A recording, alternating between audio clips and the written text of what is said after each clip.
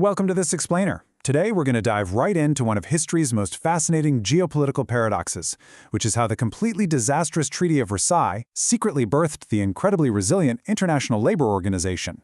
Now, if you study international relations, you probably know Versailles as that highly punitive peace treaty from 1919 that, basically sowed the seeds for a Second World War. But hidden inside that incredibly controversial treaty was the blueprint for something entirely different. It was a lasting institutional foundation for global social peace. And the contrast here is just stark. On the political side of things, Versailles is pretty much only remembered for failed territorial adjustments and crippling economic reparations. But tucked away right between articles on German ports was Part 13. This specific section established the ILO, and it succeeded brilliantly. It outlasted the League of Nations, survived the Second World War, navigated the entire Cold War, and somehow adapted to modern globalization. So how did a massive geopolitical failure get this one absolutely crucial thing so incredibly right? Let's start with Part 1, the revolutionary pressure cooker. So the idea of international labor standards didn't just magically appear out of thin air in 1919. It had actually been marinating for about a century. Way back in 1818, you had this British industrialist, Robert Owen, who tried to pitch international labor standards at a diplomatic congress, and naturally he was completely ignored. But the movement kept growing. By 1901, the International Association for Labor Legislation was actually brokering early treaties banning stuff like hazardous white phosphorus. It was incredible progress, really, right up until 1914 when World War I brought the whole thing to a screeching halt. The real driving force behind these early efforts was this nasty economic trap that a French industrialist named Daniel Legrand had identified decades earlier. It's called the race to the bottom. Think about it. If one nation allows 12-hour workdays just to make their exports cheaper, no other nation can lower their hours to 10 without totally losing their competitive edge. The only pragmatic way out of this trap is to create international treaties that establish a common floor for everyone. And then came the absolute crucible of total war. By 1917, the pressure completely boiled over. The Russian Revolution erupted, and that famous Bolshevik slogan, peace, land, and bread, started resonating way beyond Russia's borders. You had exhausted workers across Europe genuinely asking why they were fighting and dying for governments that offered them absolutely nothing in return. For the established Western governments, this specter of a worldwide workers' revolution was, quite frankly, terrifying.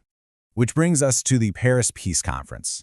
The victorious Allied leaders, guys like Woodrow Wilson, David Lloyd George, and Georges Clemenceau, realized they had a stark choice staring them right in the face. It was Option A, enact sweeping social reform by actually sitting down and listening to these rapidly growing trade unions, or Option B, face total social revolution, potentially Bolshevik in character, that could literally sweep away the entire European capitalist system.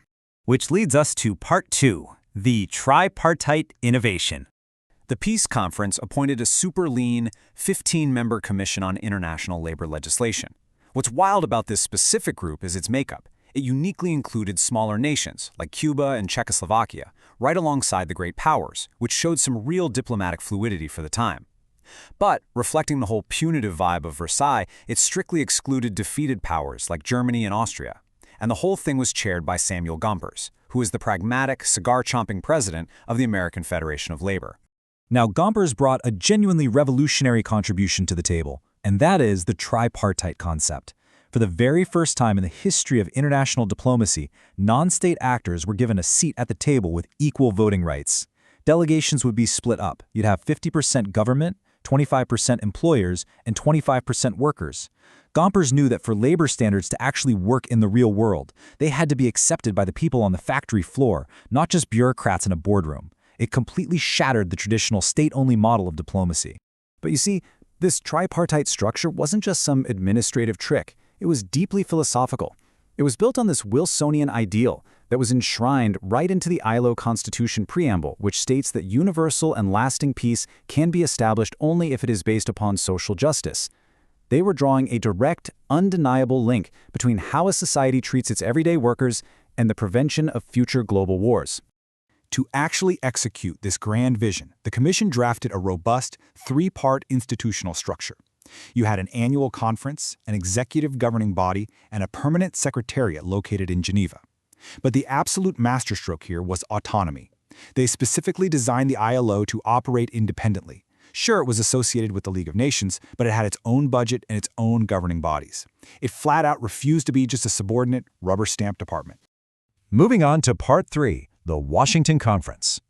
Barely 5 months after the armistice, an incredible 40 nations gathered in Washington, D.C.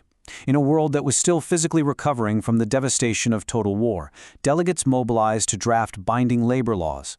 And in this stunning, immediate rejection of the punitive logic of the very treaty that created them, the conference's absolute first substantive act was to admit the defeated states of Germany and Austria as full members.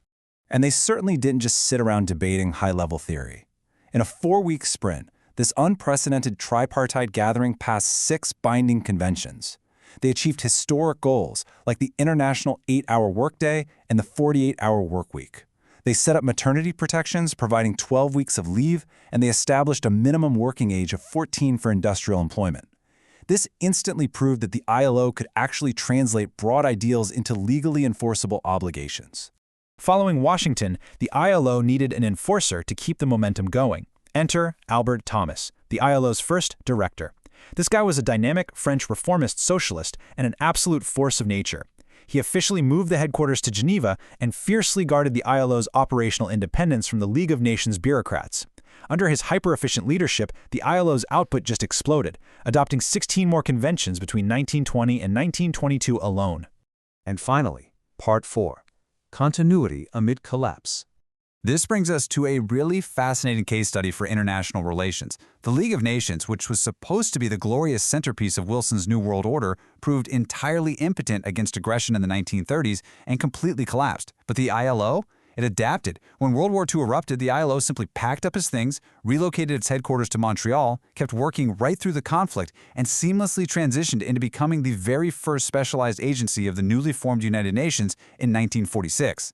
So how did they pull that off when everything else fell apart? Well, their survival basically rested on 4 key pillars. Number 1, tripartitism. Governments couldn't easily dismantle the ILO because domestic workers and employers had a direct, vested stake in keeping it alive. Number 2, a technical mandate. Let's be real, setting workplace safety standards is far less politically explosive than managing disputed borders. Number 3, total institutional autonomy, meaning when the League went down, it didn't drag the ILO down with it. And 4, a corps of international civil servants fiercely dedicated to the mission. This incredible institutional resilience culminated during the absolute darkest days of the Second World War. In 1944, the ILO convened to adopt the Declaration of Philadelphia. Right in the middle of a massive global conflict, they doubled down on their core principles, famously declaring that labor is not a commodity. They were already actively laying the groundwork for the post-war world before the war was even officially won. Today, the ILO stands as the only surviving major creation of the Treaty of Versailles. It's a living link right back to 1919.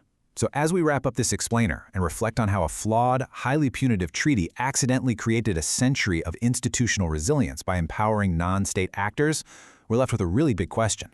In our modern, globalized world, does lasting international peace actually depend more on social justice and everyday labor rights than it does on military alliances? It's a question that challenges pretty much everything we think we know about how the world really works.